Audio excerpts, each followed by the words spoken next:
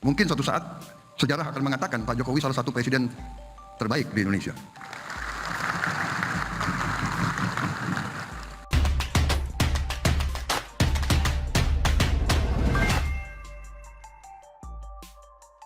Fadlizon gak berani sindir Prabowo yang gencar memuji Jokowi?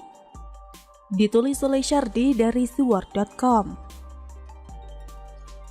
Ketika saya terlalu fokus pada pujian yang dilontarkan Prabowo kepada Presiden Jokowi, saya malah lupa dengan satu orang yang selalu nyinyir dengan pemerintah.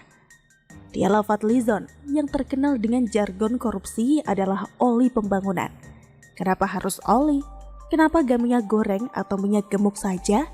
Sudahlah, itu tidak penting. Masalahnya adalah Fadlizon suka menyerang pemerintah, kadang tanpa dasar yang jelas. Di sisi lain, Prabowo mulai gencar memuji Jokowi. Jokowi disebut sebagai salah satu presiden terbaik. Jokowi dibilang presiden yang kerjanya paling keras. Di bawah kepemimpinan Jokowi, negara cenderung stabil dan masalah terkendali. Kenapa Fadlizon diam saja saat Prabowo memuji presiden yang paling sering dia kritik? Ibarat begini, kamu merasa tetanggamu adalah tetangga yang buruk, risih, tukang bikin ribut, nyebelin dan ngeselin. Tapi suami atau istrimu malah memuji tetanggamu dengan mengatakan tetanggamu baik, ramah, suka membantu dan tidak risih. Bagaimana perasaanmu mendengar itu? Minimal protes bukan? Atau mungkin kamu merasa suami atau istrimu tidak beres atau sedang salah makan obat. Kalau Prabowo mulai sering memuji Jokowi, artinya dalam sudut pandang seorang Fadlizon, Prabowo harusnya sama jeleknya dengan Jokowi kan? Prabowo yang memuji Jokowi secara logika bisa disebut satu frekuensi. Terlepas apakah pujian itu murni tulus atau ada niat lain. Hanya orang dengan kesamaan pendapat dan pemikiran yang bisa memuji. Mana mungkin kamu yang alim dan santun mau memuji orang yang kasar dan sering berbahasa kotor. Tidak satu frekuensi. Nah harusnya dalam pandangan Fadlizon, Prabowo sama parahnya dengan Jokowi. Jokowi dianggap presiden yang banyak celah. Dan kalau Prabowo memuji Jokowi, artinya Prabowo juga banyak celah juga kan? Lantas kenapa Fadlizon tidak mau protes atau menyindir soal pujian Prabowo? Prabowo dan Jokowi sudah termasuk satu komplotan. Kenapa Fadlizon tidak mengkritik? Sepedas dia mengkritik presiden? Fadlizon kira-kira sedang ngapain ya? Apakah dia tidak tahu soal ini?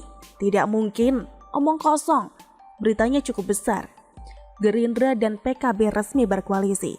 Dan di acara tersebut, Prabowo jelas memberikan pujian kepada Jokowi. Tidak mungkin Fadlizon tidak tahu soal ini. Apakah Fadlizon takut? Bisa jadi. Siapapun tahu Prabowo pernah gebrak meja saat kesal setengah mati. Dia juga dikabarkan pernah lempar HP.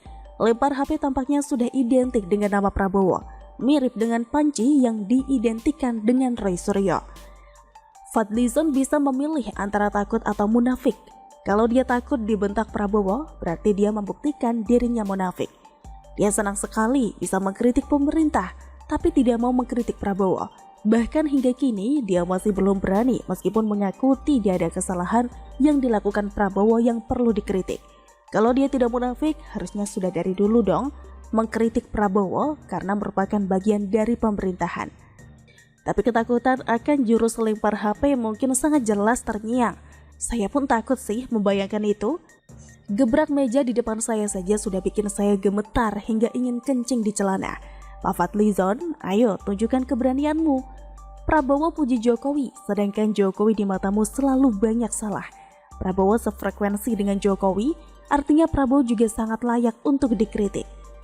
Jangan sembunyi, tunjukkan wibawa sebagai anggota dewan yang fair dan tidak berat sebelah.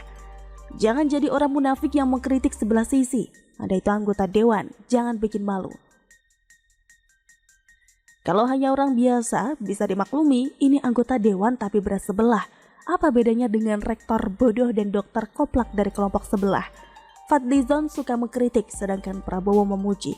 Ini kontradiksi. Pertanyaannya, pernyataan siapa yang benar, Fadli atau Prabowo? Bisakah Fadli menjawab ini? Berani gak dia bilang dirinya yang benar dan Prabowo yang konyol?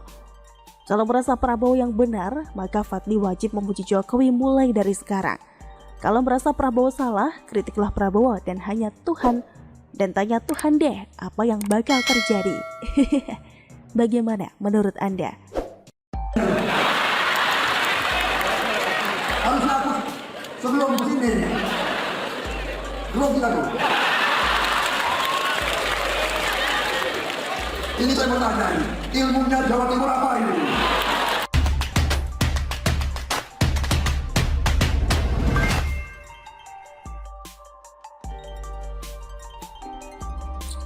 Berdebar-debar, Anies terancam tak bisa nyapres, jadi penonton aja. Ditulis oleh Syardi dari siwar.com. Prabowo sejak beberapa waktu lalu sudah mengindikasikan akan kembali mencalonkan diri sebagai capres di Pilpres 2024. Bukti keseriusan Prabowo mulai terlihat saat Gerindra dan PKB resmi mendeklarasikan koalisi di Pilpres 2024. Koalisi Gerindra dan PKB secara langsung dideklarasikan oleh Prabowo selaku Ketua Umum Gerindra atau Ketua Umum PKB Muhaimin Iskandar atau Caimin Sabtu kemarin.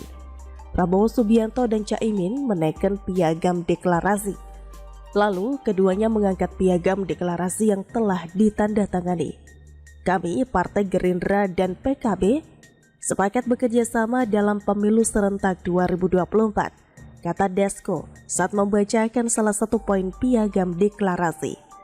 Jauh sebelum itu sudah ada koalisi dari 3 partai yaitu Golkar, PAN, dan PPP yang membentuk Koalisi Indonesia Bersatu atau KIB.